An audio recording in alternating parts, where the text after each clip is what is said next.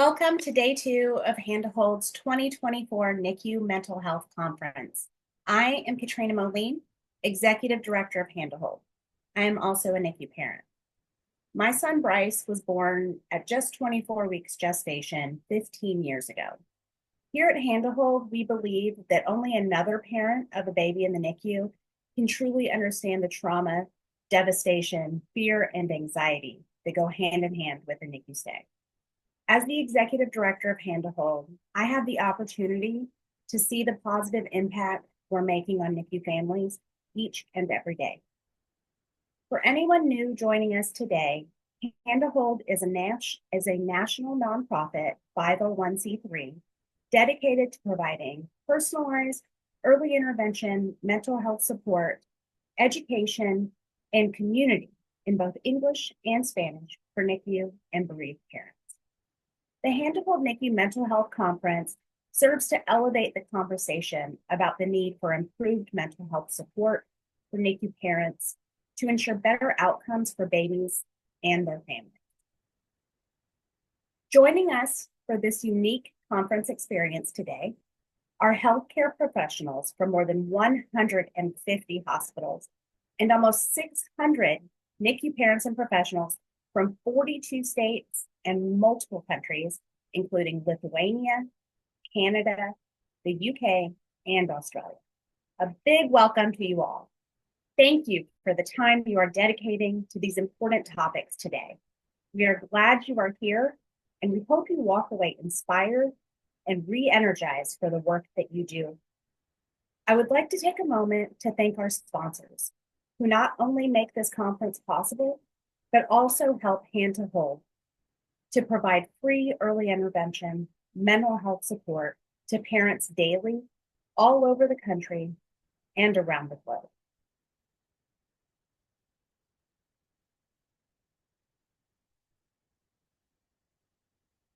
Our champion sponsors, Reckitt, Mead Johnson Nutrition, and Huggies Healthcare, are both longtime supporters of Hand to Hold and the NICU families that we serve. Thank you to you both for your ongoing support of this very important mission. Additional sponsors with us today are Angel Eye Health, Sage Therapeutics and Biogen, Mallinckrodt Pharmaceuticals, and Soap. Thank you as well for making this possible for NICU parents and professionals. We're thrilled to have Matt Baresi, a representative from Huggies Healthcare, with us this morning. You'll hear from him in just a moment, right after this short video.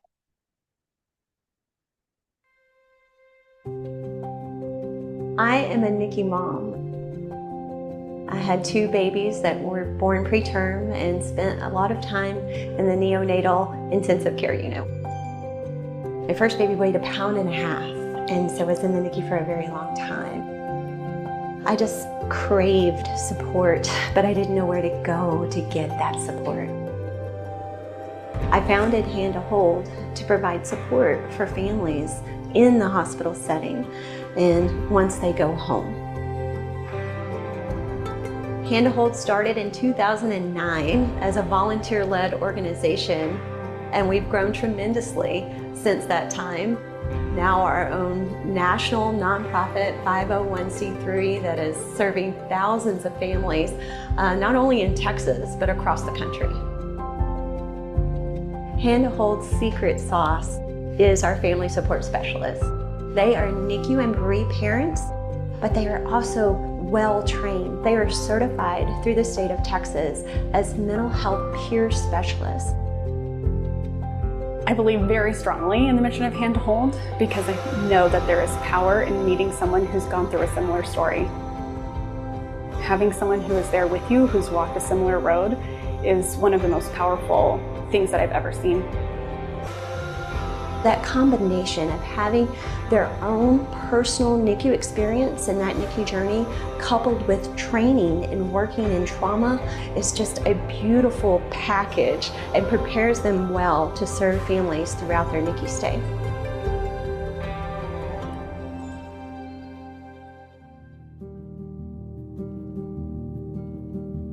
To Tova was born at 28 weeks and 1 day, and we were told from the very beginning to not expect her to come home before her due date. So she was born in July and her due date was in October. And so we spent a total of 3.5 months in NICU, or 105 days to be exact. You know, that journey was so difficult. The first few hours are a blur and are dizzying and surreal. It was something that you can't imagine, that you can't ever prepare for. Just seeing how tiny she was, and, you know, just seeing all the tubes and wires and monitors and everything was really pretty terrifying. I think for us, being a part of Hand to Hold really gave us, you know, another layer of support. It is such an isolating, scary thing. I can't fathom what that would have looked like without Hand to Hold. When we brought Tova home, you know, it was just such a joyous occasion, and everybody was so happy for us. So she's doing wonderfully now. Still a little bit low on weight and a little short, but rapidly catching up. She's doing really well developmentally. We're just excited to see what else she's able to achieve.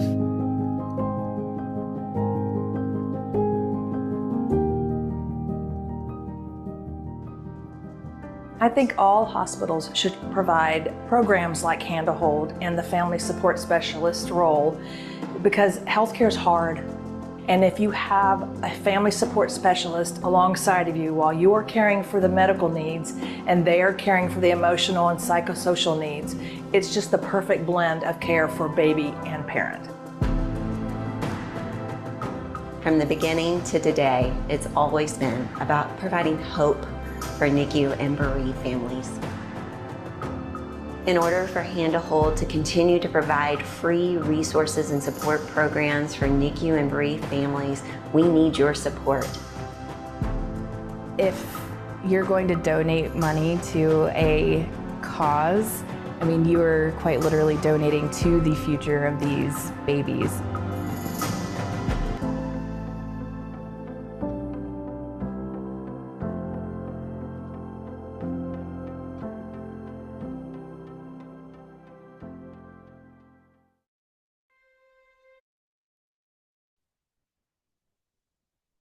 And now I'd like to welcome Matt Baresi of Huggies Healthcare. Hi, Matt. Good morning. Good morning. Katrina, you don't make it easy on me. My gosh, like, how do you follow that? It's a tough one. I think you can do it. Yeah. First of all, thank you so much for everybody for being here. I'm humbled to be with such a group of high impact people, and privileged to work with a group like Hand to Hold as they serve parents and babies. And you can probably hear it in my voice, but you know, if every time you see a video like that, you don't get a little bit choked up, you probably don't have blood running through your veins. So anyway, I'm very privileged to be here. You know, I am blessed to be at the stage of life where I only choose to work on what I want to. And my personal choice is I only am going to put my time and effort into things where it's very high integrity, it makes meaningful impact, and I get to work with amazing people. And I found my home with Huggies, where we have at Kimberly-Clark an amazing brand and products, even better people. And if we go to the next slide, better people focused on a really powerful purpose. Our purpose is to help parents and babies navigate the unknowns of babyhood. And as a father of two, I know that the unknowns of babyhood bring the highest of highs and the lowest of lows. They bring joys you never thought you could experience, but they also bring anxiety and at times helplessness that you've never thought you'd experience as well. And, you know, I think probably perhaps the most significant, or amongst the most significant unknowns of babyhood, is having a baby born that requires extensive NICU care. And the fear and the anxiety, and perhaps helplessness that comes with that. But also, I think thanks to NICU nurses and amazing people like Hand to Hold, that experience also comes with incredible hope, unbelievable joy, and a window into the best of what I think is the best of humanity. So forgive me. We go to the next slide, please. This is a little personal for me. I'm blessed. My two children did not need NICU support, but my relatively young niece, Sloan, did. You can see her. She was born in April of 2023 in Florida. And she is an amazing, thriving 1.5-year-old, thanks to incredible support, a little just under a month in a NICU just outside of Orlando. And so through my sister-in-law and brother-in-law and Sloan, I have a pretty good idea to some degree what people who experience this go through. So if we go to the next slide, please. And that's one of the reasons I feel so privileged to work with a group at Huggies that really does take our purpose meaningfully and seriously, and particularly really strives to serve NICU babies and their parents, right? We serve babies with amazing products. As an example, you can see an example of one of our diapers on screen here. That diaper is the diaper for every NICU baby is handmade. It is handmade and hand-packed. And it is not just physically smaller. It's designed uniquely to recognize the razor-thin skin that many babies in the NICU have. It's designed to fit a NICU preemie who may have developing hips and where the fit of the diaper is critically important so we don't drive hip displacement and the baby develops appropriately. Frankly, we don't do any of that to make money, and frankly, we don't make money. We flat out lose money doing this. We do it because it's right. And then we're blessed to partner with people like Hand to Hold, and in their service to parents with amazing work, including their one-to-one support, the app that provides parent support, the virtual support groups, the virtual chat, just absolutely super high impact, and we're blessed to be a part of that. So if we go to the next slide, please, I think this may be the last one. I just want to say as you start the rest of your day, thank you. Thank you most importantly to the people who truly make an impact, to the NICU nurses, to all the people at Hand to Hold. Thank you for what you do. We're blessed to work side by side with you, and to all the parents who have had, and may have in the future a baby who requires NICU support. We got you, baby. Thank you, Matt, for that heartfelt welcome to day 2 of our conference. I really appreciate you taking the time to be with us and just be vulnerable and open with us. And thank you for sharing Sloan's story with us. It's beautiful. Awesome. Hey, thanks, everybody. Have a great day. You have a great day, too. Thank you. Bye-bye.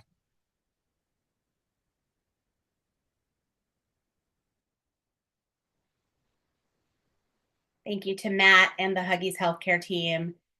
Please take a moment to show your appreciation and support by visiting all of our sponsors' virtual booths today and up to 30 days after today. Those will be available and open to you. And before we move on to our next segment, we want to tell you about the NICU Heroes podcast. It is designed just for NICU professionals. This is an excellent opportunity to learn from experts on a variety of topics and to earn CEU credits at the same time. These podcasts are free, and so are those CE credits. If you aren't already following, please scan this code and hit that follow button so you're alerted to all of our new episodes and opportunities to receive those CEU credits. Again, we invite you to visit the Hand to Hold booth to learn more about how we can support your NICU and your bereaved parents. We have exclusive conference offers from our online store.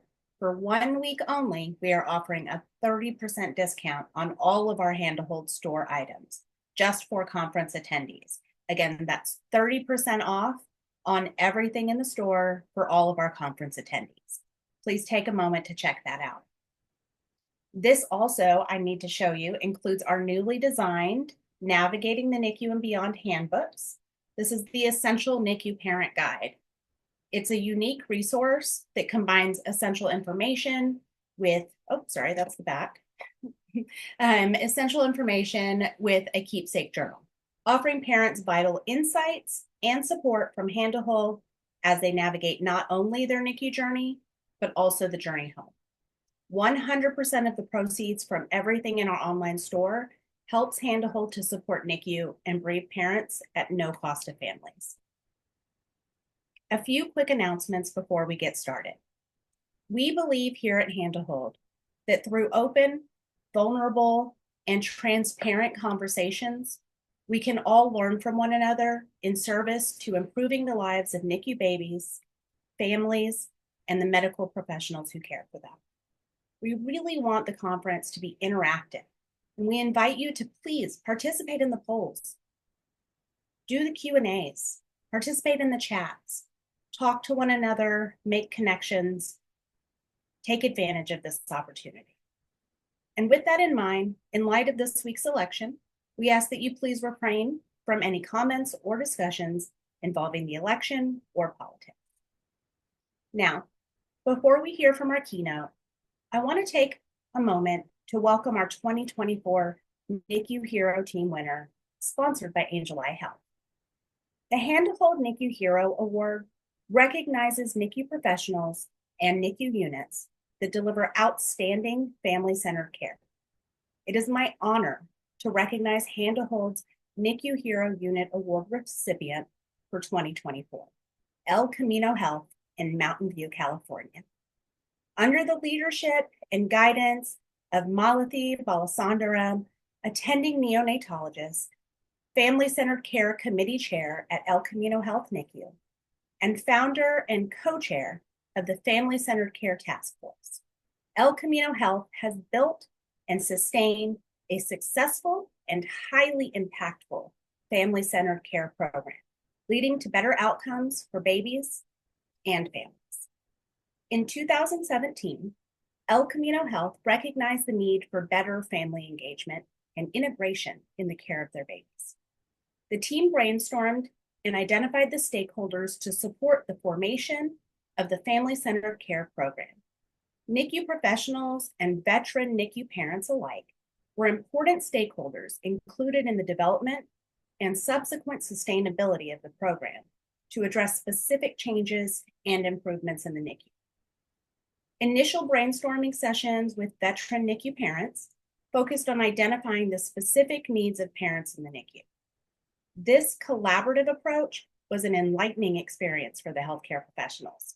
It allowed them to hear firsthand the expectations of the families and past shortcomings in meeting their needs during their NICU stay.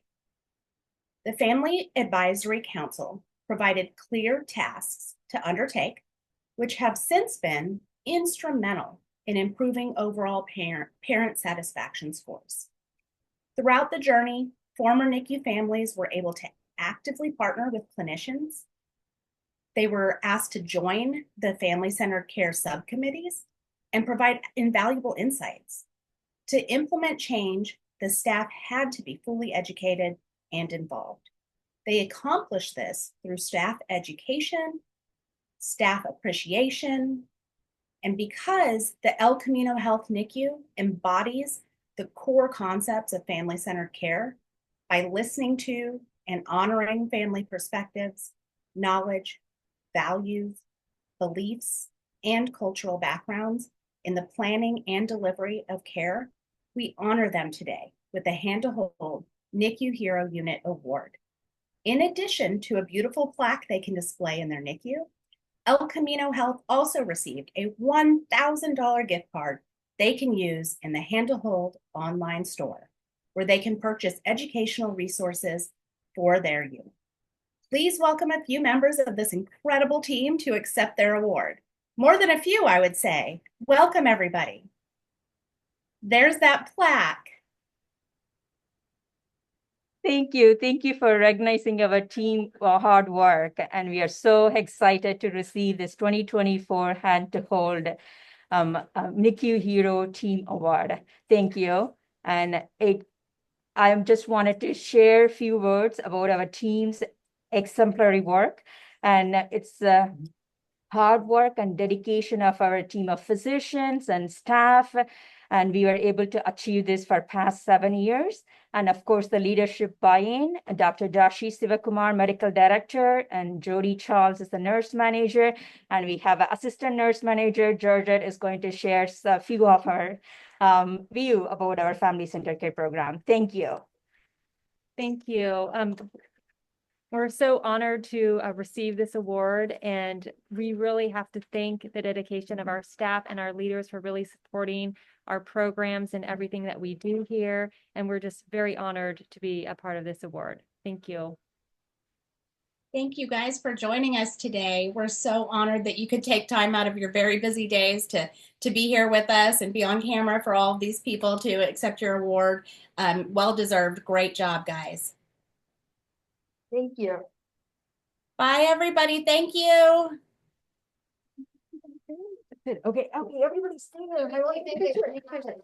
All right. Now, I am very excited to welcome our keynote speaker, Mia Malcolm, to talk about delivering hope through words, the power of effective communication in the NICU. Mia Malcolm is the co-author of Racism and Quality of Neonatal Intensive Care, Voices of Black Mothers, which was published in Pediatrics, as well as Racism as a Preventable Harm, published in Nursing Administration Quarterly.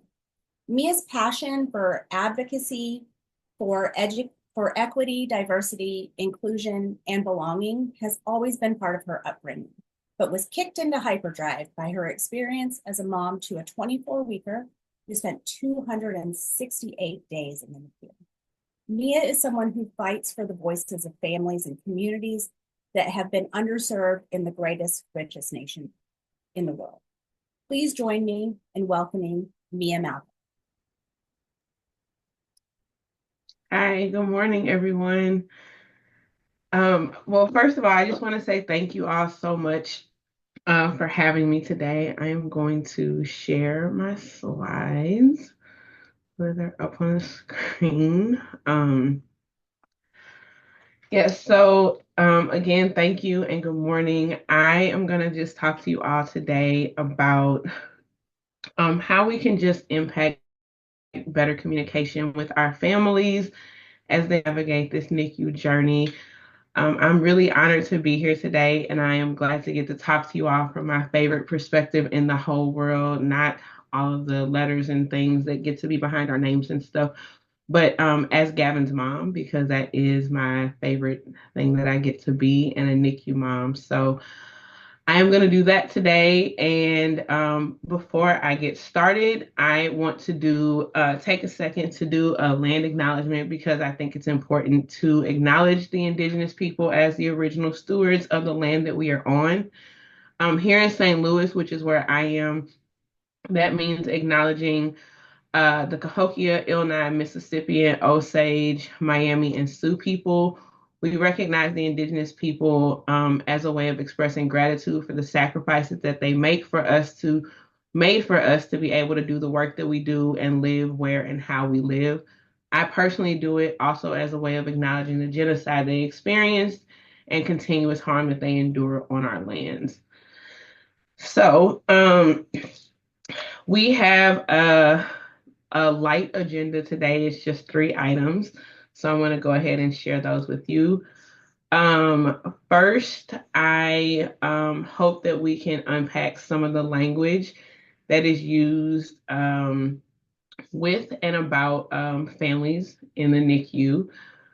The second thing that I would like for us to think through is the impact of the stories that are told about families and patients as they are navigating this NICU journey or their NICU journey. And then last up, I hope that we are all just a little bit inspired to think about the ways that we can reframe our approach to communication and connection with our families. I also just want to say that um, I am a very, very low key person. So there's that. So that I'm not like super stuffy, and I hope that this can be like interactive and we can, be chill with each other. But also, I'm a hand talker. So if you see my hands moving a lot, I hope that's not super distracting, but I'm just a hand talker. So we're going to go ahead and get started on an easy breezy, low key kind of talk today. So, like I said, we're going to talk about language and storytelling, and hopefully together we'll think about the words that we use, which is really helpful that I am following Malathi and her amazing team winning this award, and their passion for family-centered care, because it really is the cornerstone and the foundation of all the work that any of us should be doing if we are working with families, especially in NICU settings.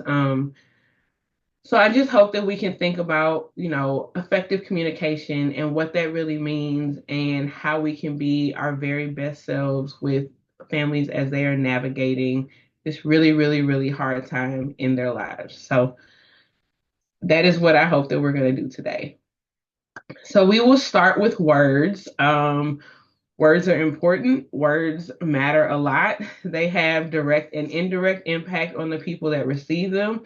So we're going to start with words and language, and then we'll move into some storytelling things and all that fun stuff. So before I go to my next slide, I am going to ask, if you can, that you pull out your phones, because it's an interactive slide. It's going to be like a word cloud situation. Sorry, I'm also like battling a cough for like the last 2 days, which is super great timing. So there's going to be a word cloud. So I'm going to ask you all to put some words into this Slido situation. But before I do that, I want to say that I am not a person who ever tells people, especially upon first meetings or interactions, that any space that I am in with them is a safe space, because I believe that the trust of safety is something that is earned. And we're like 8 slides in, like y'all don't know me. So I don't think that I am deserving of that trust, because you don't know me, right? I don't think it's just like an automatic thing that I get to have just because I'm the keynote speaker at this amazing conference. Like, you don't owe me that. So what I will offer to you is that this is a brave space. And I am saying that because it really did take a lot for me to show up here today and share the things that I'm going to share. I am going to talk to you all about my story and my son's story and our journey. And it is vulnerable stuff. And I am showing up brave here today. And so I'm asking you to do that with me, because I think that it's important. I think it's important for the tiny humans. I call all babies tiny humans, whether you were less than a pound or, a 12-pound baby. I think you're a tiny human, and I refer to babies as such. So I think it's important for the tiny humans. I think that it's important that we show up bravely for the makers of the tiny humans. Hello. And for the caretakers of the tiny humans, right? When we show up brave and we have um, tough conversations and important conversations to help us all learn and grow and be better to impact outcomes and communication. I think that it's important. So I'm going to ask you all to show up brave with me today and share and be vulnerable and share hard truths and say tough things and say honest things. So I'm going to ask you to do that. I'm going to believe that you are saying, like, yes, girl, we got you. We are going to do that, because that is the truth that I am choosing to believe, that everyone is like nodding their head in full agreement with me, because I can't see you, and I'm just going to believe that that's what's happening. So I'm going to move to the next slide, and that is what we're going to do. So For this slide, I'm going to give you guys like a minute or so. Let me get my timer ready. What are some common phrases or words that are used to describe families in the NICU? Now, I have lived on both sides of the curtain. I've been a family and I've also been an employee. So I know some of the things that people say that aren't like the sweetest things sometimes. So give me some things that are, good and all the things. But like let's say the things, right? So yeah, I see the things coming in. Loving this, loving, loving, loving. Yes, very, very nice. Love this for us. Love this honesty.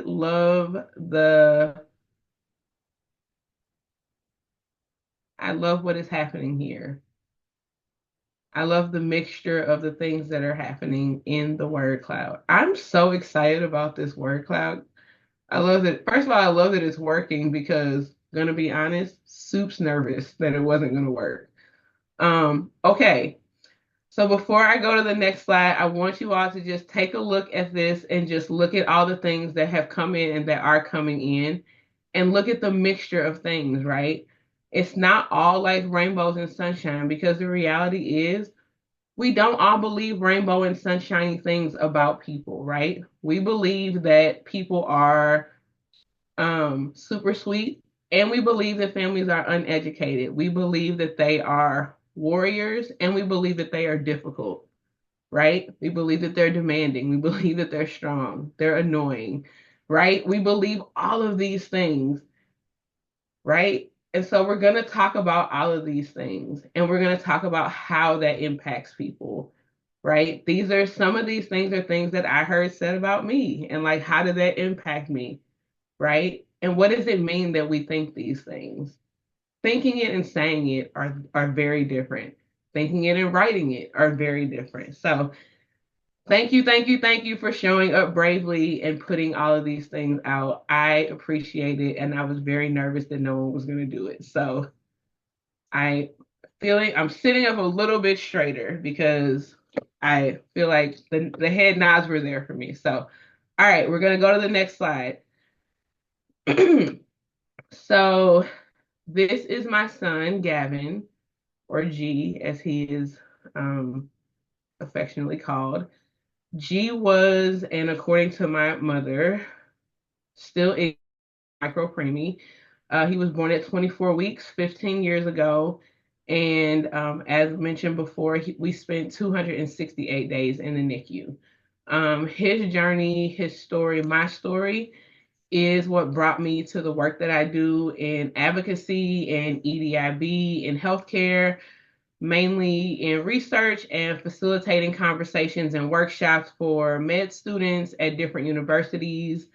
So today, what I plan to do, what I want to do, hope to do, is use my experience of G's journey to talk to you all about the words that we use with families and how they impacted me and many of us, especially in the NICU space. All right. So strap in, we're getting ready to go. So first up, I wonder how many of you all remember the first time that you called a patient a failure? Deep breath. So I remember very vividly the first time that someone told me that G was a failure. I journaled every day because I did not know how much time I had with my child. I was told the day after he was born that he was going to die. So I journaled because I wanted to remember everything, every moment. I have like over 20 journals still of like his time in the NICU. So when I say that I remember, I very much remember. I remember the day because I went back and looked at what day of the week it was because I know the day I wrote it down. Excuse me. It was a Wednesday. He was 5 weeks old. He was 29 weeks and 3 days to be exact. Shout out to journaling. And on this particular day, G had decided that the extubation plan that the team came up with, it just really was not his business, right? So they took the ET tube out, and Gavin immediately said, "No, thank you." And he coded big time, but they were able to reintubate him and they got him back settled. And I also love this journey for me that I'm able to like talk about this super casually now, because in the moment I felt like I was dying like a slow, fast death at the same time, because like time was moving slow and fast and not at all, and like all these things were happening at once. But anyway, so he coded, they, did their thing, got him back reintubated and got him settled. And his attending turned around and looked at me and said, "Well, he failed that." Okay. And for the next 3 weeks during rounds, I listened to how G had failed. I got to relive that moment from so many different angles and perspectives. But I remember that no one ever asked me about my perspective. No one ever asked me how I felt. No one ever asked me what I thought. No one ever asked me about my perspective of that moment or how I felt about his failure.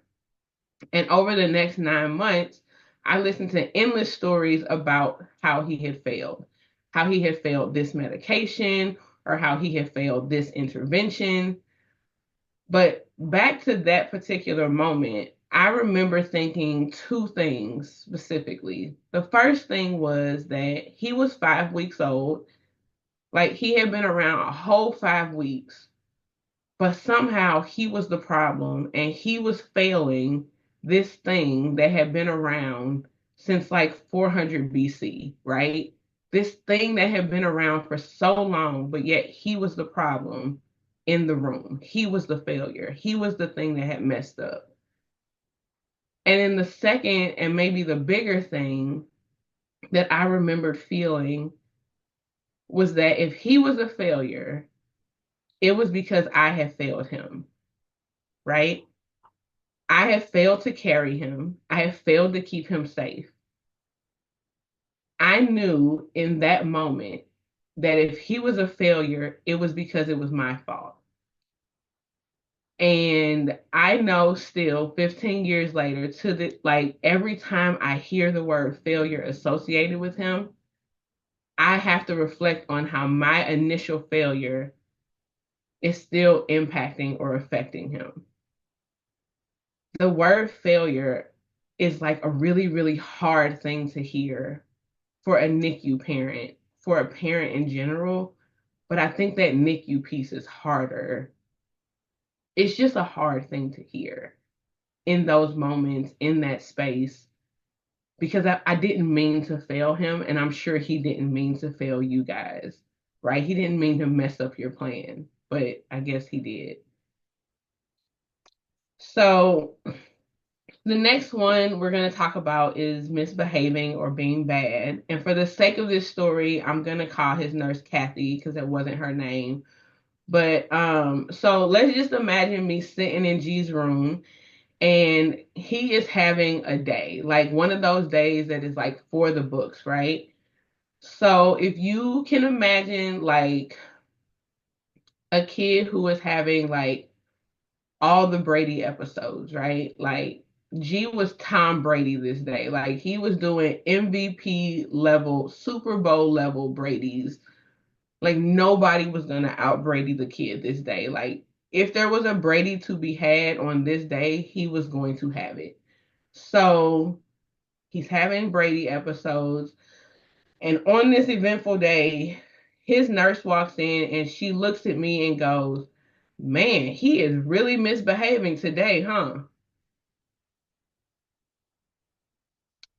And I'm like, "I'm sorry, what? Is he? Is he misbehaving? Like, really?" So inner dialogue, right? Because I'm not going to say this out loud because Hashtag not a safe space. Um, but like misbehaving, the thought that my child is having these Brady episodes and your initial response is that he is failing to conduct himself in a way that is acceptable and that he is being bad. That feels tough to me, right? Because that definition feels like there's like some intentionality behind it. And I don't know that he is having like a medical episode because he just wants to give you a hard time. Like, I don't know that he woke up that morning and was like, man, I'm about to get under Kathy's skin today. Like, watch me go to work. I'm about to really do this stuff and get under her skin. Like, I don't know that that happened.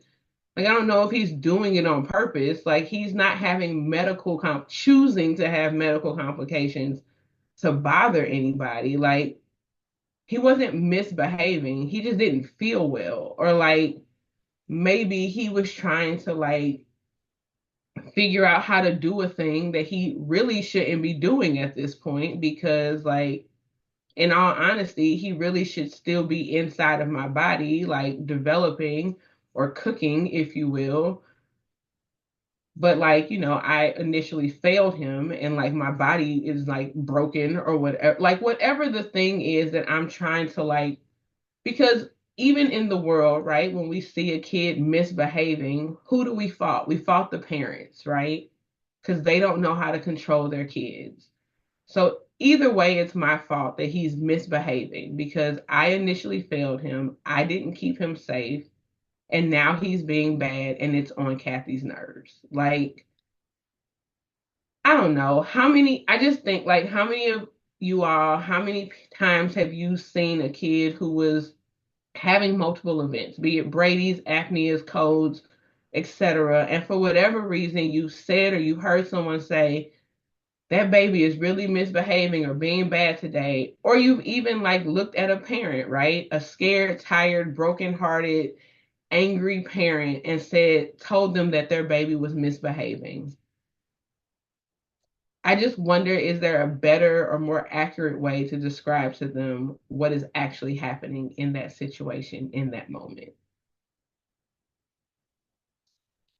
All right, next slide. We're going to do another word cloud. And I would love for you all to tell me, brave space, what makes a difficult family or a difficult parent?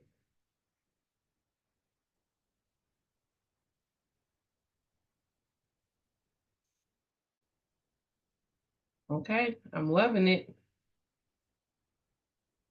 I love it, love it, love it, love it.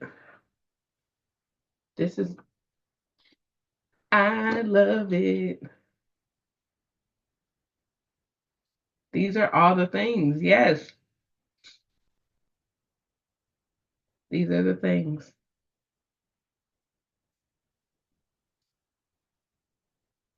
Oh, this makes me so happy. You all don't even know how nervous I was that no one was, that you all were going to be like, yeah, no, we're not doing this. Asking questions seems like the biggest one. Disagreeing, speaking up, wanting everything their way. Absent is a big one. Mistrust, too many questions, lack of communication, argumentative, speaking their mind. Okay. Yelling, loud, advocating, visiting too much. Yep. They Google. Listen, Dr. Google is a real person. Wanting to participate in cares. WebMD. Shout out to Dr. Google. Unavailable. Something different or more. Not showing up. All right. So, thank you all again for participating in the Slido. I really, really, really, really appreciate this. This is amazing. I makes my heart warm. So, Okay, we're going to talk about this difficult thing. Tell you guys about my journey was difficult for a second here. Thank you again. Thank you, thank you, thank you. Excuse me. So, full transparency, difficult was, probably will always be one of my least favorite words to hear, especially in the NICU. I have a very strong belief that people are not difficult. I think that situations are difficult. And when we start labeling people difficult, it gets weird. But that's just my personal belief. So I went around when I was working in the NICU, I went around the unit one day and I was just asking people in different positions what makes a family difficult because I just wanted to understand, right? Because I just need to understand because I heard it just like thrown around so much. And some of the answers that I got were not dissimilar to what was coming up in that word cloud, right? So not showing up, um, always being there. Um, don't trust us when they ask too many questions, um, when they don't ask, when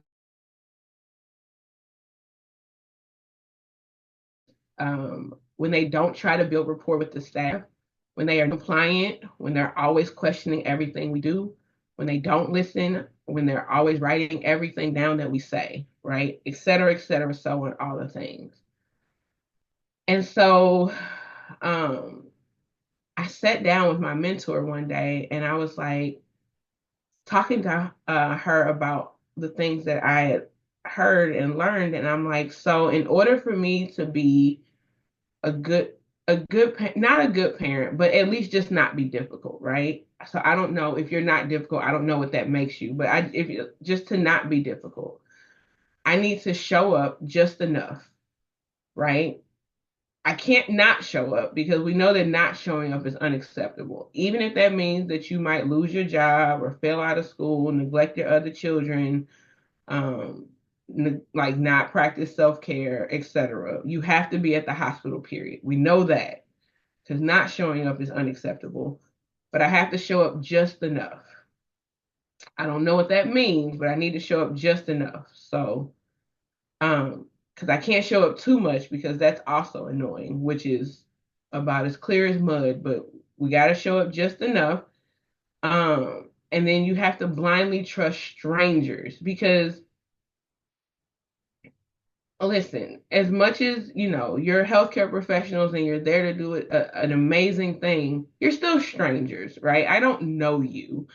Um, but like you have to blindly trust these strangers with like one of the most precious things in the world, which is your child, which is okay, but like it's not like you learned this thing in life that like, stranger danger, right? Or that there's like any historical context for mistrust in certain communities or oh, sorry about that.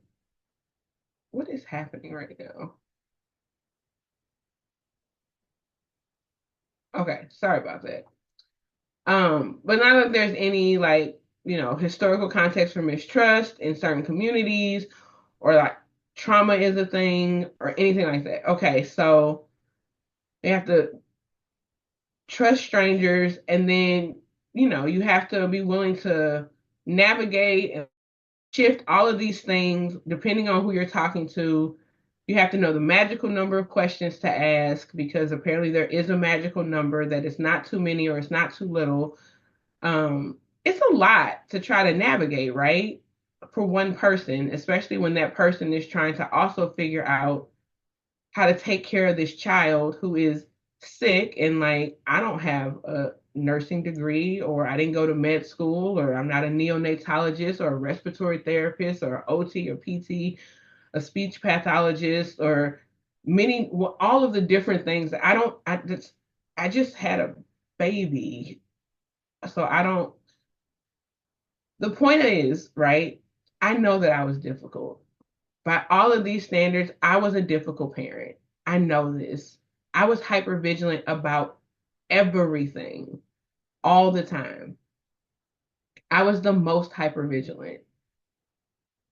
And I wonder if anyone ever took the time out to think that any person being hyper or hypo vigilant, hyper or hypo anything, that's actually like a trauma response, right? So the day after G was born, again, I was told that he was going to die. And I was told this, my entire family was there. And my father, a man who I trust more than any person, any human in that hospital, certainly, was also a man who had very immense medical trauma that was attached to the institution that we were in. Um, After the conversation that we had with the doctor, the fellow specifically, looked me in my eyes and was like, "You need to get discharged from maternity right now because a dying little Black boy is who they experiment on and they're going to kill your baby." So, yeah, I was scared and I was present and I asked all the questions and I wrote everything down. I was hyper vigilant because trauma is real and it's scary, but difficult is like, I guess, a cooler story to tell about a person, right? Instead of really trying to figure out what is the root cause of that hypervigilance, of fear. Difficult is easy. All right, last but not least on the wheel, we're going to talk about this idea of being disengaged or absent. So, like we mentioned before, for the millionth time, G was in the hospital. He was in the NICU for 268 days. And I was there every single day of that 268-day journey, except for this 10-day block because I got sick and not like cutesy sick. And I don't know what cutesy sick means, but like my daughter will always be like, "Oh no, I'm not sick, mom, cutesy sick." And I'm like, I don't know what that means, but okay. But I got like sick. I got strep, real bad strep, and I actually had to get a tonsillectomy because I'm a drama queen, hashtag difficult. But I ended up having to get a tonsillectomy and I was in the hospital for 10 days. So after my surgery and recovery and I was all whole and healed and I'm okay, I came back to the unit and this really interesting thing happened in the 10 days that I was gone. I became a bad parent because I was gone for 10 days. Now everyone knew why I was gone, but this so these two statements can actually be found in G's chart, which I found very, very just like, wow, really, y'all? So the first one was patient having lots of D-stats today, mother absent. And the second one, patient had a good day following acute sickness, mother never here. Now it's true, I was not there, but there's also more to that story, right? And also, what does that have to do with his medical care? Like, what does it have to do with his treatment? Like, there's nothing to do with any of it, but it's still in his medical charts, right? Up until that day, up until the time I got sick, I was there every day. I had never left. So like for 142 days, I was at that hospital every single day. And the reality is, I actually stopped being a good mom to my daughter because I hadn't seen her in real life, like actually engaged with her for 142 days. So if you want to talk about being absent, unavailable, non existent, I could have applied that to her, but I was there for him. G was not abandoned, he was not neglected. And his father was there every single day. Every day his father was there. Every day my mother was there. Every day his nana was there. Every day my father was there. But in his chart, mother absent, mother never here. As if he had somehow been abandoned. and no one was ever there for him. He was loved, he was cared for, someone was there for all of his cares. He was fed by a nurse never, ever picked up a bottle and fed my child. No one fed him that was not me, my mother, his father, or his nana. My dad did not feed him. My dad does not feed babies. It's a whole thing for another presentation, right? He was loved and taken care of and engaged with every single day. But because I got sick, I was an absentee, disengaged, horrible parent. These are the stories. This is the language. These are the words. So we'll talk really quick about expectations and labels, right? Being a good parent is a really hard and loaded label to wear in front of medical professionals because it doesn't feel like really fixed, and it feels super fickle and not like attached to any realistic thing, right? If I wanted to be good, it felt like I had to be gracious and pleasant and overly courteous and kind to people, which I didn't always know how to do, right? Like I needed to be invisible because being my full self wasn't really making people comfortable. Um, so I had to like hide parts of myself, right? I needed to be accommodating. I had to extend grace all the time and understand that everyone could make mistakes except for me because they deserve grace and access, like because of they're human, so they deserve grace. And I had to be present, but not too we talked about the present thing, right? I don't think that I was a good parent in anybody's eyes because I couldn't access my full self. I couldn't be my best self because I was spiraling most of the time. My son was medically unstable, so I was emotionally dysregulated most of the time. There was nothing good about it. There was nothing good about me. There was nothing good about life. Good is such a heavy, subjective, and mean expectation because I don't know what it means. And sometimes I feel like you don't know what it means, but you expect me to be it. And that feels really, really hard.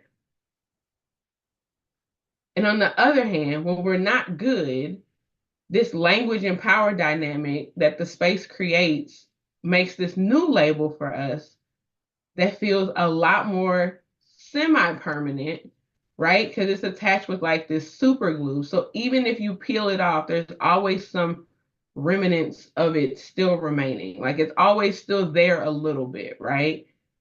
Because I knew that anytime I wasn't gracious or gracious enough, then I was obnoxious or I was disagreeable, right?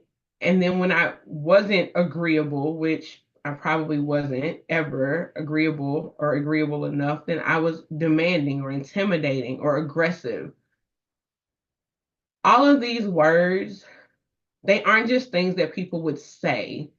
These are the words that showed up in his medical chart about me on any given day.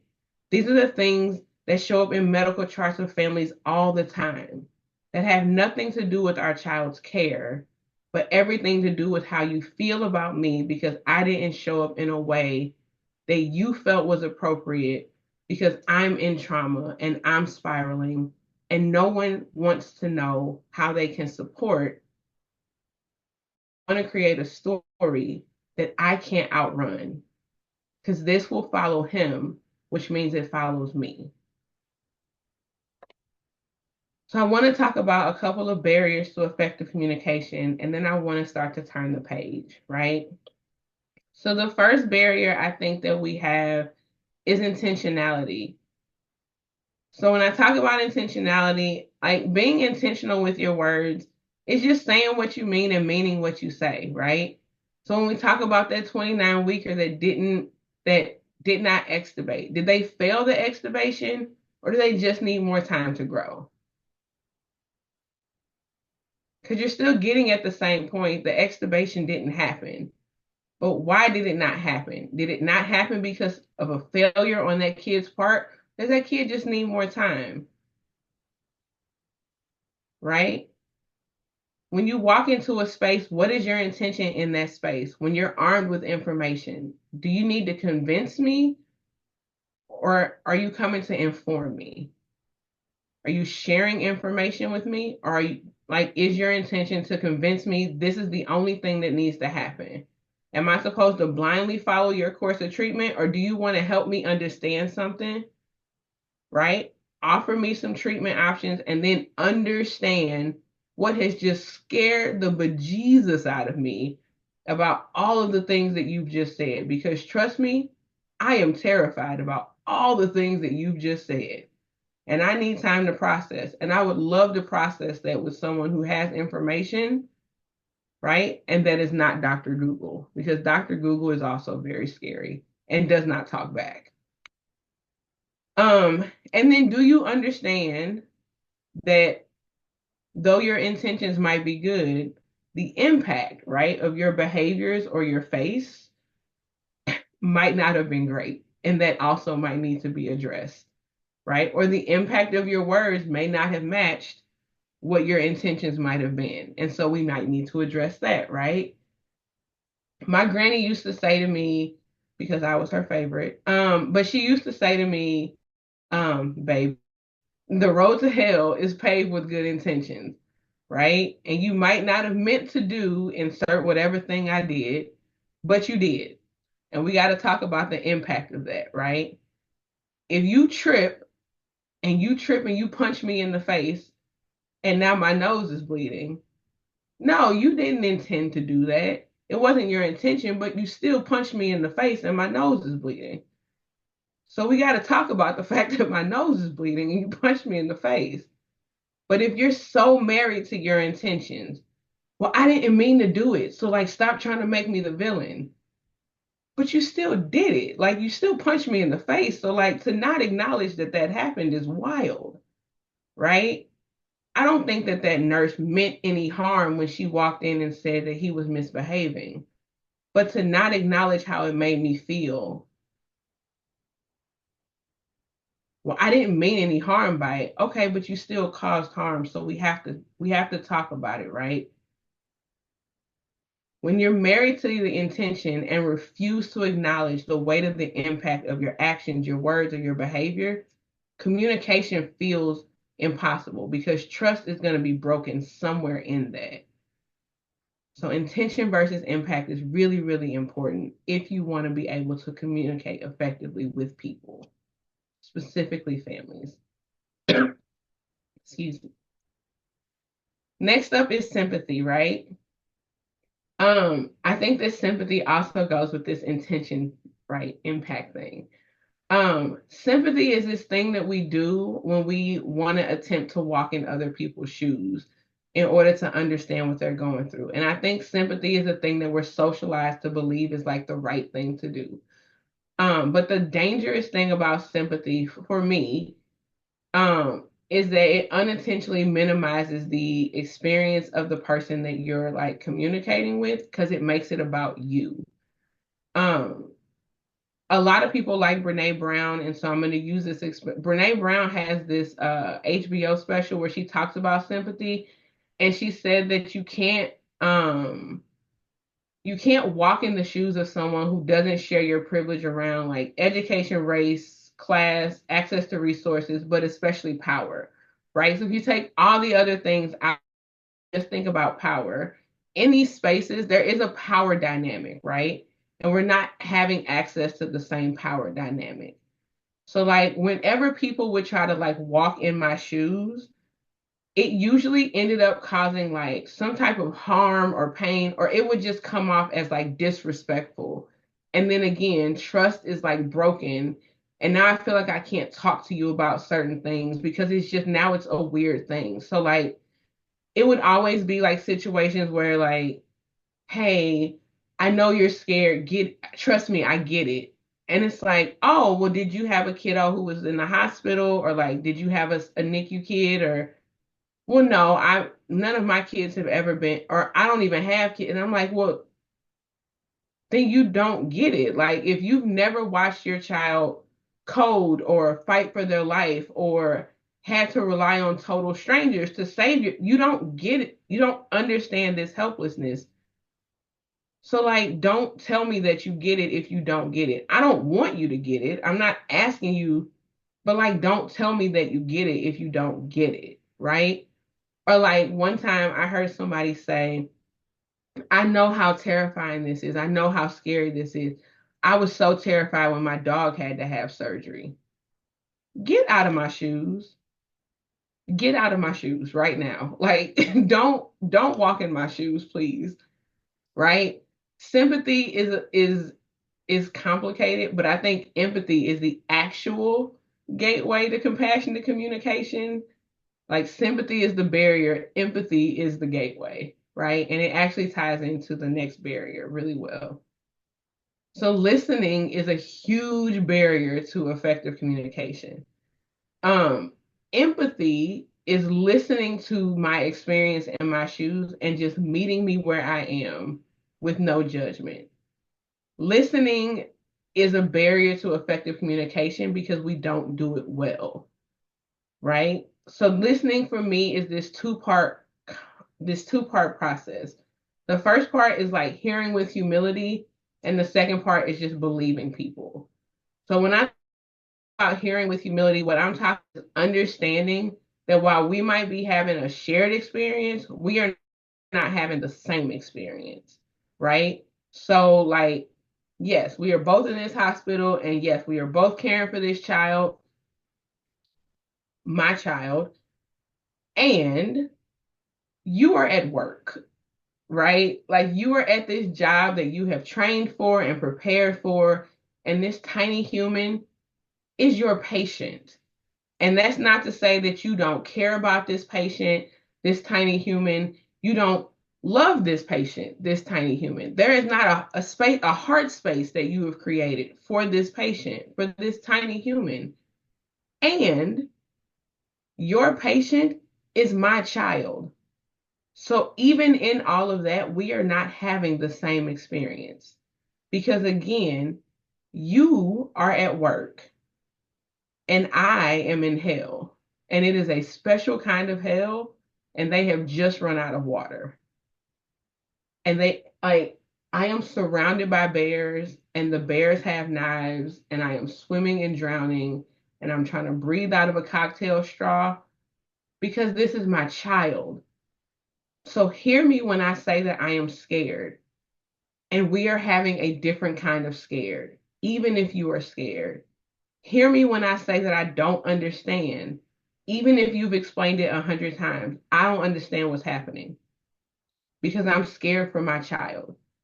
Hear me when I say that I'm angry, and just create a space where it's okay for me to be angry, right? Like just hear me, no judgment. Planet Fitness, judgment-free zone, right? Just hear me. And then move into the second part, which is, I think, the hardest part, because sometimes it takes confronting pieces of ourselves. But believe me when I tell you my experience, even when it doesn't reconcile with how you see the world, right? And oftentimes in our units, we don't do that with families because a family will tell us, we will ask, right? How is this thing going? Tell me about this. What was this like? Right? And a family will share. I will tell you that I have been hurt, that you've hurt me, or I will tell you that I was dismissed by this, or I will tell you that this thing happened and it broke my heart. I will tell you about a microaggression or a macroaggression. I will tell you about this experience. And because it doesn't align with how you've experienced this colleague or how you understand your unit to run, or you believe that you acted in that moment, right? Because it doesn't reconcile or align with your own experience of life or whatever it is, then you just dismiss what I say, or you know that didn't happen. So and so would never act like that. Our unit isn't like that.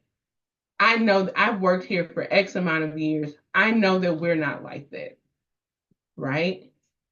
So even though you've asked me the question, you've expressed some level of curiosity because too much of what you've invested in this unit, too much of who you believe that you are, too much of all of your time and resources and training, too much of all of that is invested in this moment.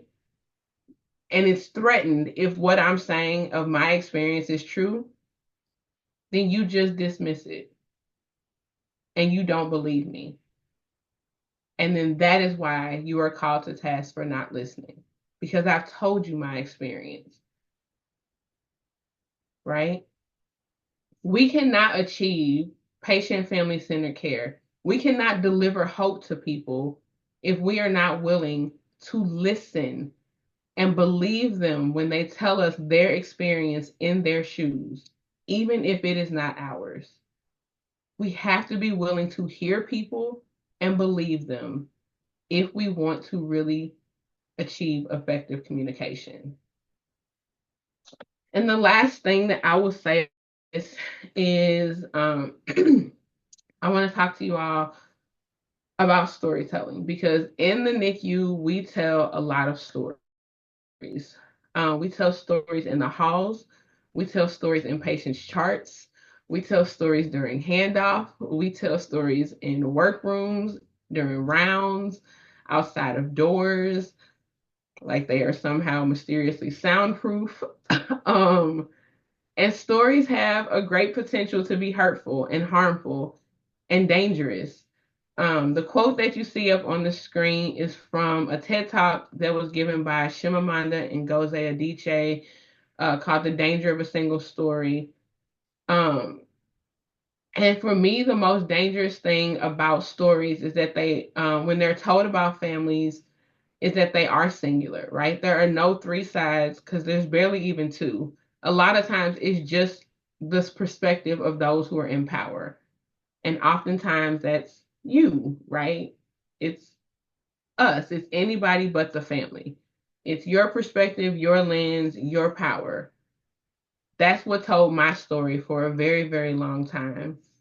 And it still tells the story of a lot of families today. And there's so much harm in that. There is this Igbo principle called Nkali that talks about power, because stories are defined by power. How they are told, who gets to tell them, when they are told, whose stories get told, and how many stories get told. So I want us to unpack storytelling just a little bit really quickly.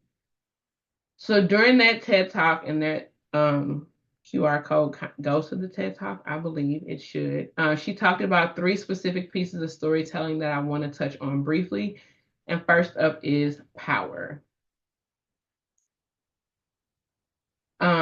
So during my stint as an employee, I was on rounds one day and with one of the medical teams, and this nurse was giving a report out about her patients. So first baby was this 34 weeker, and he'd been working on feeding, and he'd done really great overnight. He made like a lot of great progress. So when the nurse was reporting out about the baby, she said that he had excelled and was exceptional and thriving, right? And then her other baby was this 36 weeker who was also working on feeding and had done amazing.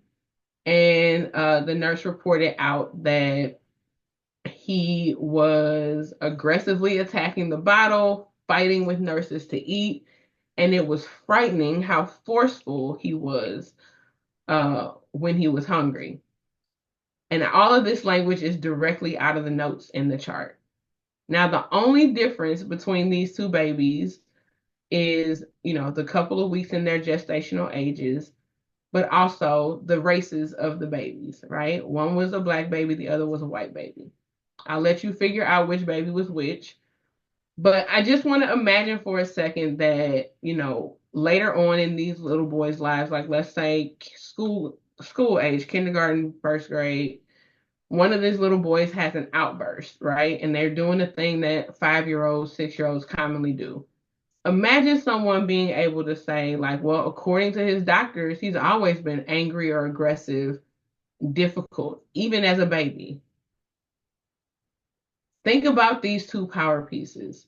Think about the power to be able to control a narrative in medical charts, what goes in them, right? And how that information can follow a patient and that family throughout the rest of their medical journey, their educational journey, their judicial journeys, their employment journey, etc. Or even shift change, right? Or handoff. How will you shape the next person's perception of me? How will the language you use or the story that you tell be something that either uplifts me or something that I can't escape for the next week, month, whatever? There's a great philosopher named Spider-Man who said, with great power comes great responsibility. We have to think about the language and the stories that we tell.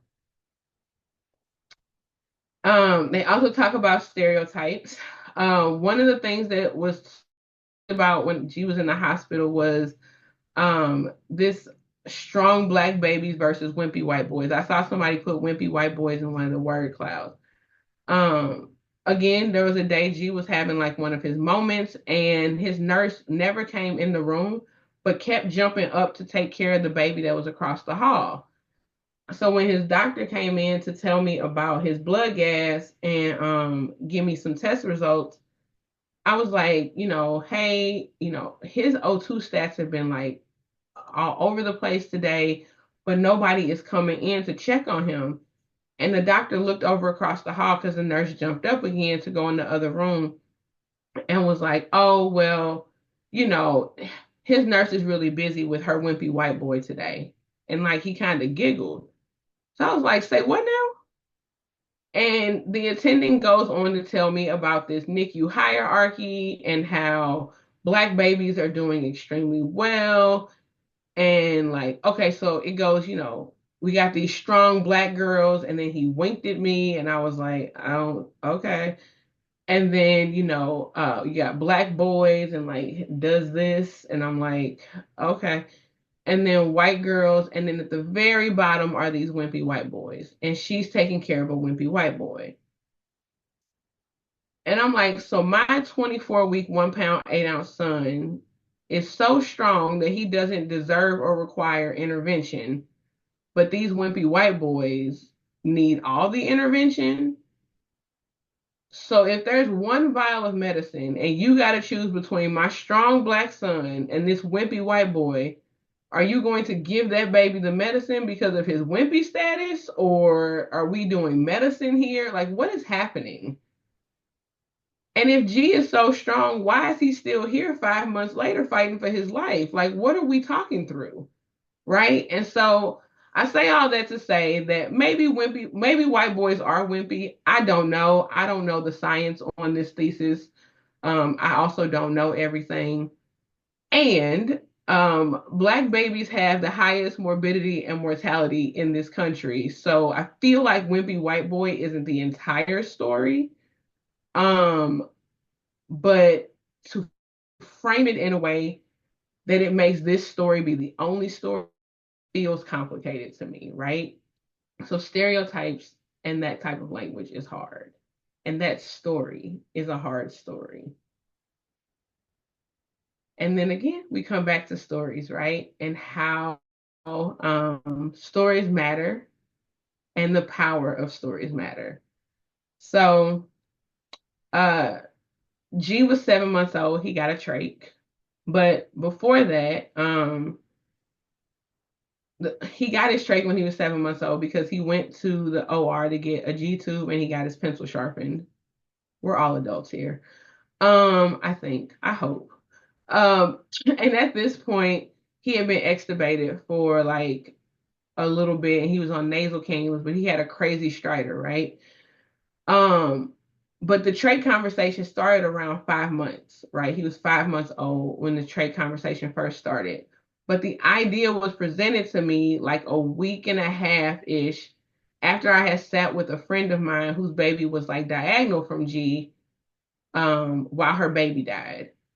Her baby was also a 24-weeker. He had a grade 4 IVH. His lungs were not great, and he was a little black boy, so he was giving very G vibes, except that he had gotten a trach 2 weeks earlier, and now he was dead. And so the thought of G having a trach was like a hard no for me. So I shut the conversation down immediately. But because I had done that, my nurses stopped talking to me. The doctors were all very mad at me.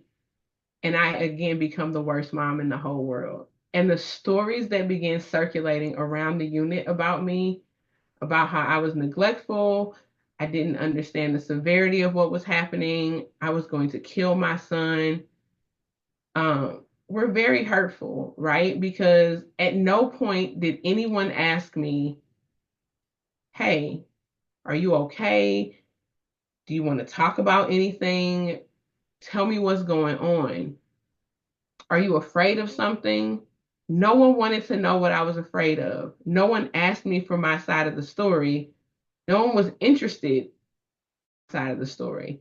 But everyone was willing to this baton and tell the story of me, for me, right?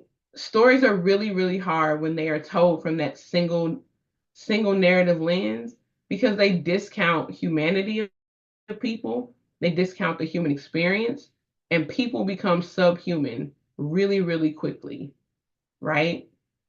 They dehumanize people very, very quickly. So I just wanted to throw this quote up because I think that it's important to remember that people in trauma are relying on strangers for compassion during their darkest moments. And in the NICU, families are living in dark moments. And we are relying on strangers to see us in those dark moments and feel compelled to help us, right? To feel inspired by our pain and our suffering to say, I want to reach out and help that person. But how do we get to hope, right? How do we get to hope from all of this? For me, it all starts again with language, right? When we take our time to be intentional with our words and cognizant of the impact, committed to hearing other people, this is the foundation of real collaboration with families. Language and words, the ability to communicate, those are the most powerful tools that we have, right? Regardless of where we come from, who we are, all of those things, language, verbal, body language, visual language, all of that is what we use to express our feelings and thoughts to other people. So when we are abusive or arrogant with our words, trust is broken then. When we are irresponsible or flippant or dismissive or disrespectful with our words, with our language, right? That, especially in these like really vulnerable settings, that's when we obliterate trust. Trust is oftentimes lost in buckets and it is gained in drops. And I am talking about the tiniest droppers in the world. One word can throw gallons of trust out of the window. That is the power of our language, of our words. So from today, I am asking that we all commit to just taking a pause, taking inventory of our words, the power of those words, and the impact that they have on trust, on outcomes, and collaboration with families. Because when words fail, that's when disease sets in. And it doesn't have to be an incurable disease. That choice is really up to us.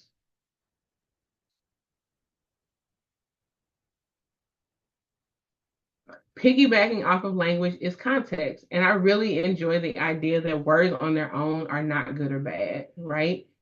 If we think about that, the word positive, right? Positive is such a great word. Like you hear it, you smile, it makes us feel good. Stay positive, be positive. Positive is good, negative is bad, right? Positive, positive, positive. Unless you're positive for COVID, and then positive gets weird, right? Or unless it's a positive blood culture.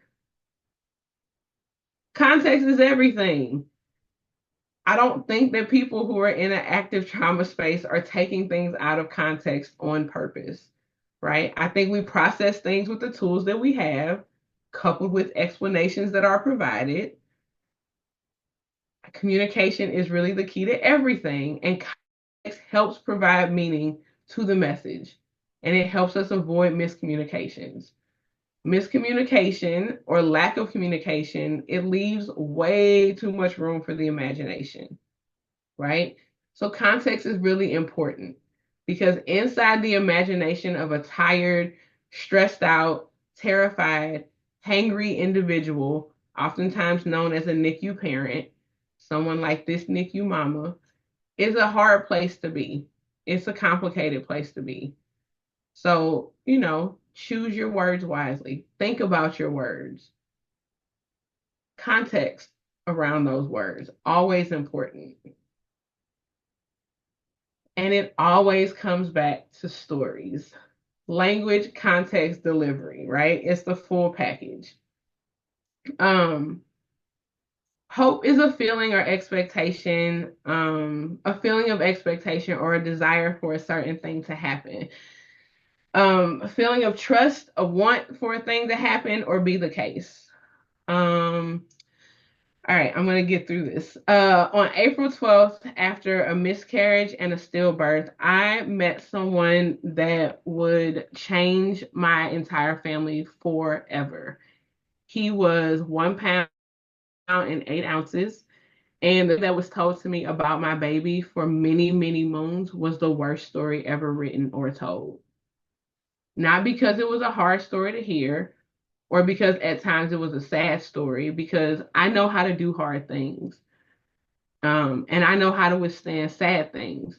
It was the worst story ever told because it was devoid of hope. The day after G was born, me, his dad, and all of his grandparents were brought to this room, and we were told that he had maybe 2 weeks to live, if that. And if he made it past that, he would likely be blind, deaf, para or quadriplegic. He would never walk, talk, or run, that he would never live off of ventilation support, and that I would never take him home. The fellow looked at me and was like, "We'll be outside. We'll give you guys a minute. We'll be outside. Let me know when you're ready to tell us what you want us to do." All I heard from the day after he was born was how he would die, how sick he was, how he missed the mark continuously by failing. I was labeled delusional, absent, a bad mom whose unwillingness to listen would cost the patient his life. That's actually a direct quote from his chart. That is one heck of a story. A better story is that I, like many NICU parents, are NICU troops, that I was trying and I was doing my best with no GPS to navigate a trauma tornado, tethered to the world by a single wet angel hair pasta noodle in gale force winds, and someone had set fire to the wind, and there were birds of prey everywhere, and their talons were razors, and they were spitting acid at me. And you all were at work doing this amazing thing that you do every single day. And meanwhile, I was not prepared for this whirlwind that I got thrown into on April 12th. But I was somehow expected to navigate it on expert level blindfolded. All of you all of us have the power to offer words of encouragement, change the narrative, align truth and compassion, and offer NICU families hope. Hope is not about lying or withholding information or deceiving families. Hope is about quelling fears, mitigating stress where we can, and compassion.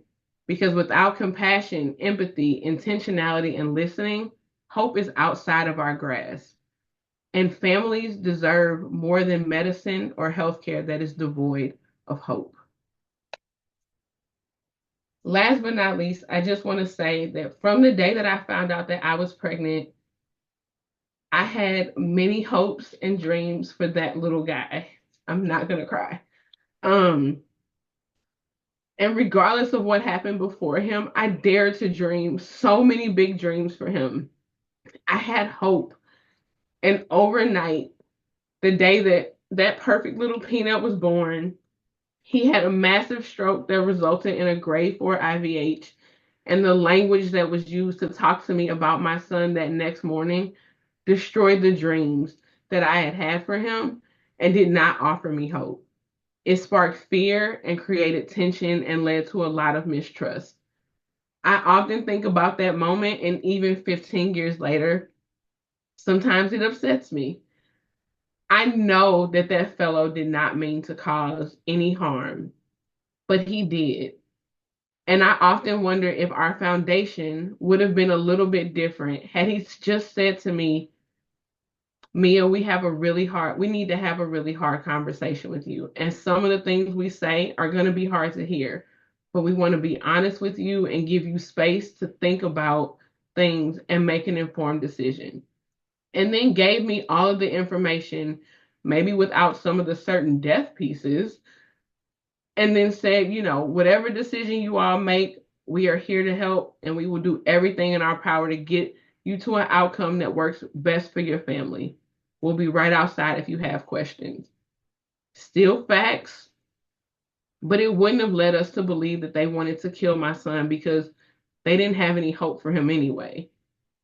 I know that hope sounds hokey and it doesn't sound like much, but for this scared mama, it would have been everything and it would have meant everything. So I want to thank you all again for spending your time with me today. I'm happy to take any questions if anyone has them. I'm going to open up my app to see if there are questions. I don't know if I should stop. Oh my goodness, there are questions. Okay. Mia, I can help if you like. Yeah, should I stop sharing my screen or? You can if you want. It's totally up to you. Okay. All right, I'm going to stop sharing my screen. All right. Okay. I almost made it through the whole thing. You did I did did. amazing. I have to take a second to just say how impactful your message is to me as a mom of a 24-weeker who had a grade 4 brain bleed. Like I all of your words really resonated with me, and you do an amazing job of describing the situation in a way that makes it feel like you're there, which was not my favorite feeling this morning, but just so raw and authentic. And so I just have to take a moment to thank you for being brave and taking the time to be with us today. Thank you, thank you, thank you. There was one that I saw earlier that I just wanted to address. And it was how I would be interested to hear from parents and NICU professionals what are the main roadblocks to effective communication in the NICU. And I honestly, for me, I just think listening. I think that I know like when I was working, and then I think that the biggest thing that people got called to task for was just not listening. And I think that it's because there is often this like knee-jerk reaction to like want to defend the space or like defend the coworker or defend the whatever the thing is, and it takes away from just taking a pause and just hearing what the person is actually saying, right? Like it doesn't mean that you have to throw anyone under the bus. What is it that they are actually telling you is wrong in that moment? And just hearing them out because they're telling you their experience. And you can't tell someone that their experience is wrong just because it's not you've never had to do the thing that they're doing. Like it's so hard to navigate, like so I think that listening is the hardest for me. It was because it's so hard when someone's like, so tell me about this, and you're like, oh, so this, and they're like, nah, that didn't happen. Oh, okay. So we're never going to have a conversation again. Cool story. Thanks, friend. So Yes, I think, that's what I would say. yeah, I think that's a good point. Just that active listening, trying to put the defenses down and just take a minute. Yeah. Yeah. Um, There's one that is an easy one that I want to make sure we have time for, and that's just we have a bunch of people wanting to know where they can follow your work. oh my goodness. So, a couple of the things that, like the papers and all of that, I think are pretty easy to find. But I mean, I'm always on LinkedIn. You can always find me on LinkedIn. Um, I don't really do the Twitters anymore, so, but LinkedIn is an easy way to find me because I'm always on LinkedIn, like sharing things that I'm doing. So that's probably the easiest way. All right. Thank Um, you. I bet you we can get somebody from our staff to post that link in the chat. So if you want to follow Mia on LinkedIn, you can do that. Are there any that you wanted to? There's one that's getting a bunch of votes um, from Bianca. How can the medical team learn to better express difficult news, potential bereavement, while also instilling hope so that families don't feel overwhelmed with the grave news in every moment of their NICU journey? Yeah, I would always say that like at the very beginning of a NICU journey, I always wanted to understand from families how did they like to receive news, right? And so like when you first come in, like once, a couple of days in or like after that first week, like if we have to have a hard conversation, what does that need to look like for you? Do you want to be by yourself? Do you want to have someone with you?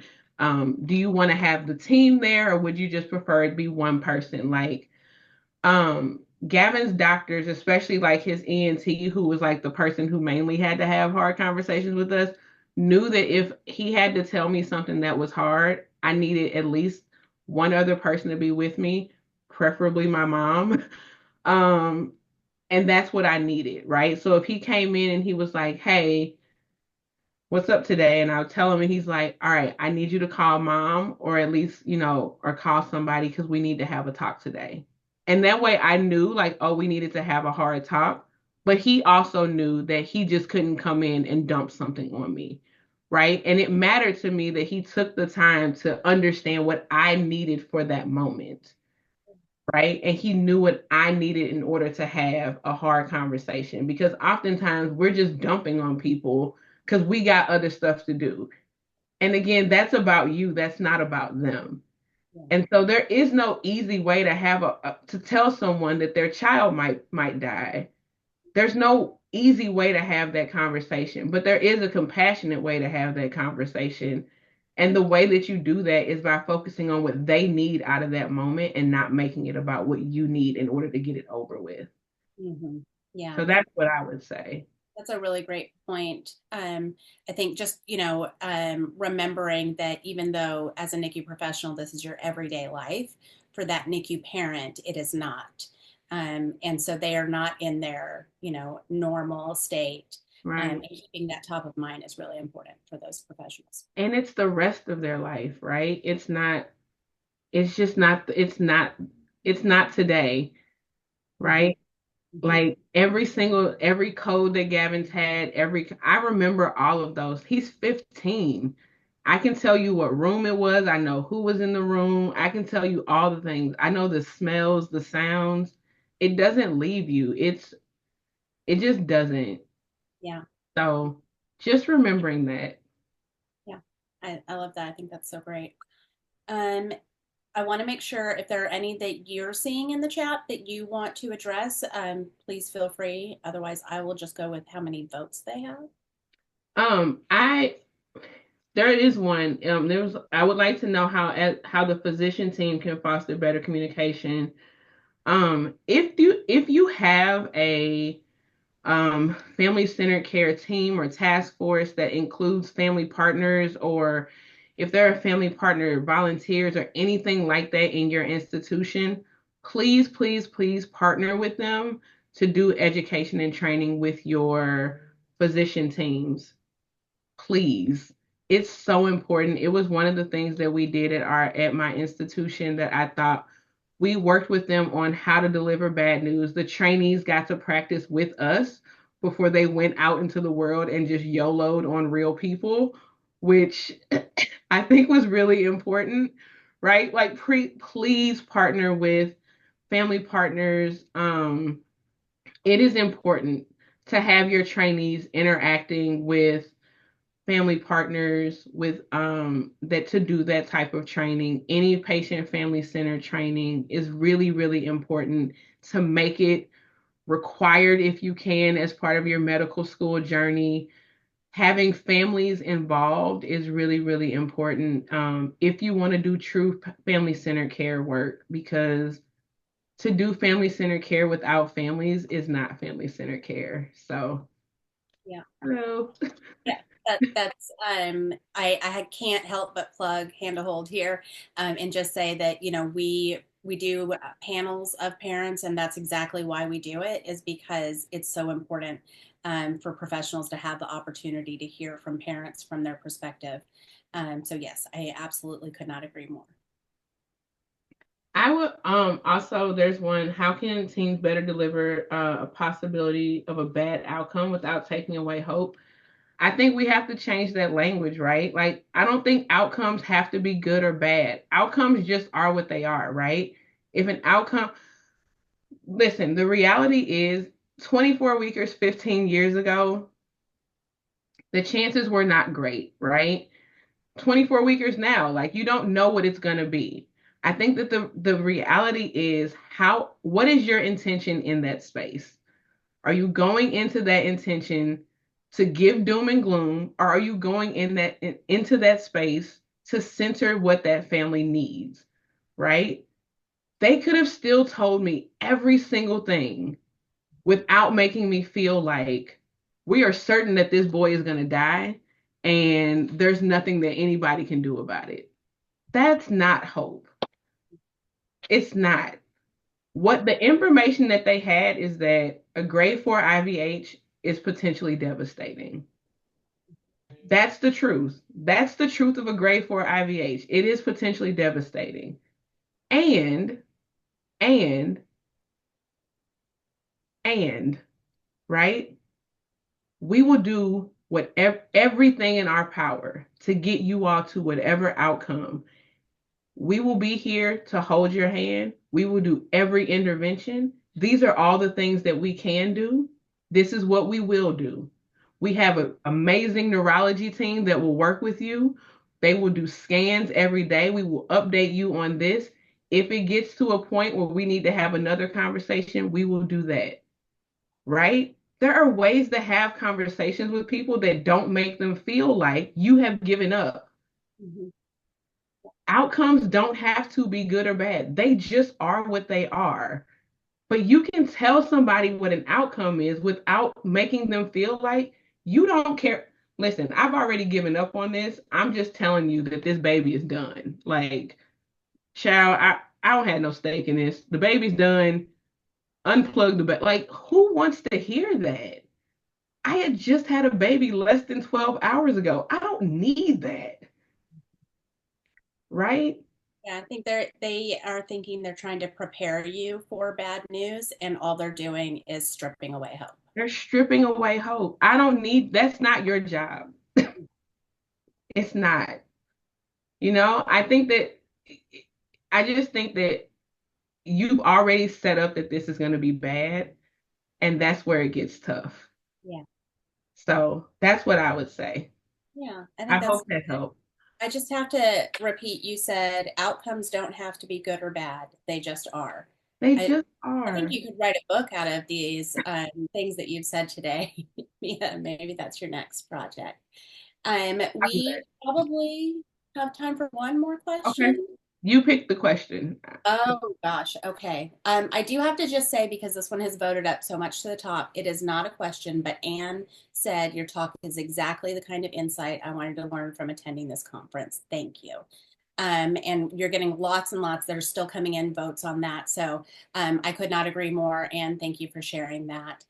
One last question. When providing sympathy or empathy, would you have preferred someone offering support by saying, I can't imagine how you feel?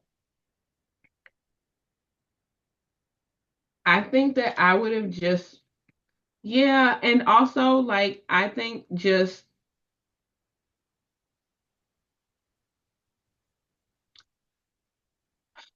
I think that the idea of like, I don't don't need you to like imagine how I feel or like want to know how I feel. I think just acknowledging that I'm having a feeling is okay too. Like, I see that this is a hard day for you, or like, I'm so sorry, or do you need anything? Mm-hmm. Like, Validating. yeah, like that was a lot to hear. Do you need anything? Do you want to go for a walk? Like, it doesn't have to be like, I know that you heard what I just heard, Mm-hmm. and I know that you see me falling apart. Can I give you a hug? What do you need? What do you need right now? Tell me what you need. You know, like I had a nurse. I had this one nurse who was like one of my favorite humans still to this day, and she told me one day, she was like, because I would like spiral in Gavin's like when he was having bad days, and she said, you know, I see that every time we have to come in and tell you something, you start to spiral. And she said, I want to tell you this. Today is a snapshot. It's a snapshot. And I don't want you to make this his entire roll of film. Today is just a snapshot. And I know that it's a hard snapshot to see. But remember last week where his numbers were amazing and he was having the great day and he had like 7 great days. Remember, those were snapshots too. So he can have a lot of different snapshots. And at the end of this, he is going to have a beautiful roll of film. So just focus on the roll of film if you can get there. But if today needs to be about the snapshot, that's okay. But tomorrow cannot be the same snapshot. And so sometimes she would come by, even if she didn't have him, and she would just tap on my window and say, roll of film, Mia, roll of film. Because she would see me spiraling, right? And so she didn't need to tell me that she understood how I felt because she didn't. Sometimes it's just about acknowledging and validating that a person is having whatever the feeling is that they're having and not making it about how you understand a thing or how you are processing a thing for them. Do you know what I mean? Absolutely. I think that's such a beautiful sentiment, having this roll of film, right? Because every picture is different. Some days are good, Yeah. some days are bad. Sometimes Some, there's some pictures are blurry and weird and but some I of think it it's skip just right over, right? Yeah, I don't want to look at the picture. yeah, but I think it's just it just I felt seen. And oftentimes I think we just don't feel seen, Mhm. Yeah, you know, and I just felt seen. And I think you just want people to see you because you just feel skipped over sometimes. So that's what I would say. How can you just remember to like show people that you and that whatever it is, I see you. Even if it's just bringing them some water, I see you. I think that is a beautiful stopping place for us in our time with Mia today. Thank you so much, Mia. I can't express my gratitude enough. Your session today was so inspiring and insightful, and I know that not there a lot of parents will get a lot out of this, but I really am excited for what the professionals will get out of it as well. So thank you for being brave enough to get up here and talk about your experience and your journey and help us do better in the future. Thank you all. Thank you for having me. Thank you all for tuning in. Thank you to Hand to Hold for doing this for all of us. This has been amazing. So thank you so much. Thank you all. Yeah. Okay. Up next, we have a quick break. We want to start that 5 minute. We're going to start with a 5 minute mindfulness video. So you'll see that up on your screen now. We invite you to just take a moment and a mindful moment, if you will, and watch the video and spend some time doing some self-care in the midst of all of these very thought-provoking and engaging sessions today. And then we will see you back for our next session at 1 p.m. Central Standard Time. Thank you. Hello, everyone. Thank you again for joining me for today's mindful moment. I hope you are enjoying day 2 of Hand to Hold's NICU Mental Health Conference. Today's mindful activity is going to be focused on the 5 senses. So please, wherever you are, take a minute. Sit quietly with both feet on the ground with your hands in your lap. Allow yourself to feel centered in the chair or whatever space you are sitting in. You may close your eyes if you'd like, or you may keep your eyes open and focus your attention on something in the room. Notice your breath, the inhale, the exhale, and the space in between. Focus on breathing in relaxation and breathing out tension. Acknowledging how your body is feeling in this present moment. We are going to bring awareness on each of our 5 senses for about 30 seconds, noticing how each sense is activated in that moment. Start with what you hear. Notice the sounds around you. You may hear the humming of an air conditioning. You may hear nothing. You may hear birds chirping outside. Try not to judge the sounds, just notice them. You might notice the unique quality of sounds that are close versus those farther away. Some of you may hear sounds from within your own body. Maybe you're hungry and your stomach is growling. You may begin to notice more subtle sounds that you did not hear before. Can you hear them now?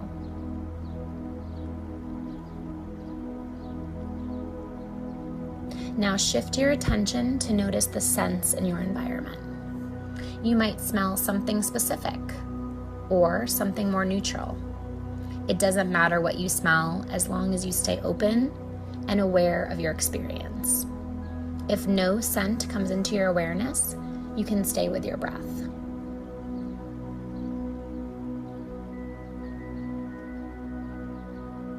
Now observe what you see in your surroundings. Open your eyes. Take in the colors, shapes, and textures. You may notice things that have gone unnoticed before. You can also try this with your eyes closed if you prefer, focusing on sensations of color, light, or dark shades of brightness or different contours or shapes.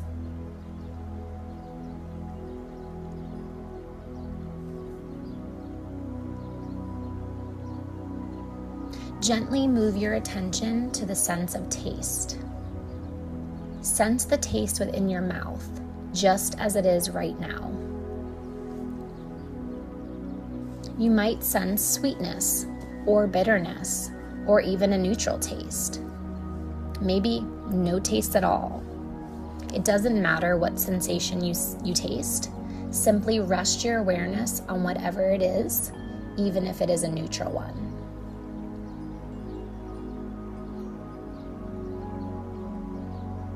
Finally, shift your attention to touch. Pay attention to whatever sense of contact or touch comes into your awareness. The touch of air, your body in contact with the floor, your clothes against your skin.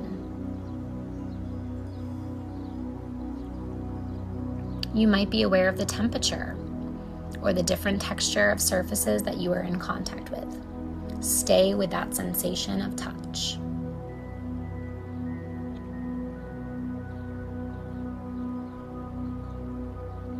Now bring your attention back to your breath, and with one last deep inhale and exhale, open your eyes and bring awareness back to the room, back to the space you are in, ready to continue your day with awareness and presence in this present moment. Thank you again for joining me for this mindful moment, and I hope you enjoy the rest of your day.